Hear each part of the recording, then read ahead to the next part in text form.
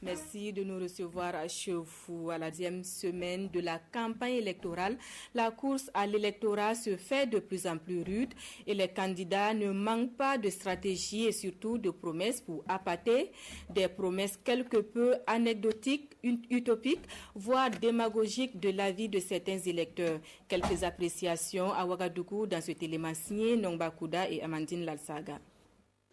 Lancée le 31 octobre, la campagne électorale pour la présidentielle et les législatives couplées bat son plein.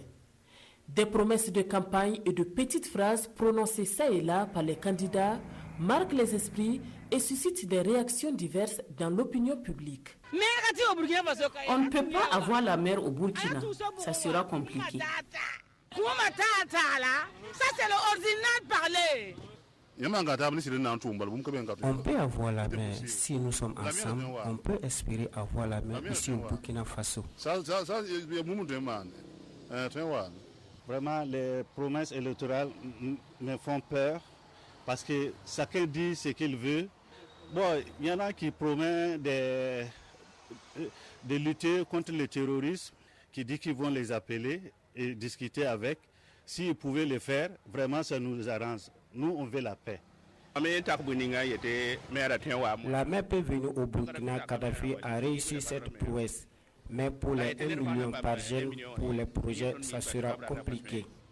Pour ma part, je pense que ces promesses-là sont un peu fallacieuses et qu'il faut accrocher son pantalon là où on peut le décrocher après. Dire en 18 mois qu'il n'y a pas les pays, il démissionne. Certainement, il va démissionner. J'ai honte parce qu'on se rend compte qu'ils sont en train de dévier l'essentiel de la politique.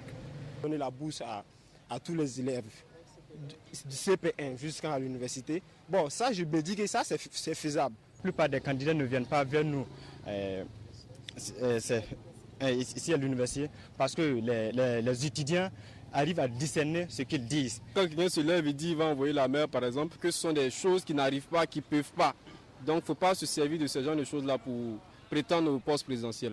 À côté des promesses des candidats, certains électeurs se font des idées sur ce qui devrait être comme contenu dans les programmes proposés aux populations. Il faut connaître les besoins des populations de la cité. Il faut connaître les problèmes des populations de la cité et bâtir ton programme à partir des problèmes vécus. Mais on a l'impression que certaines personnes, pour la politique, il faut mentir. Non, la population n'est plus à ça. Nous, les petits commerçants, on a besoin de microcrédits pour pouvoir travailler. On est à l'université ici, par exemple, précisément en économie, on est de la promotion 2015. On a fait 5 ans avant d'avoir notre licence.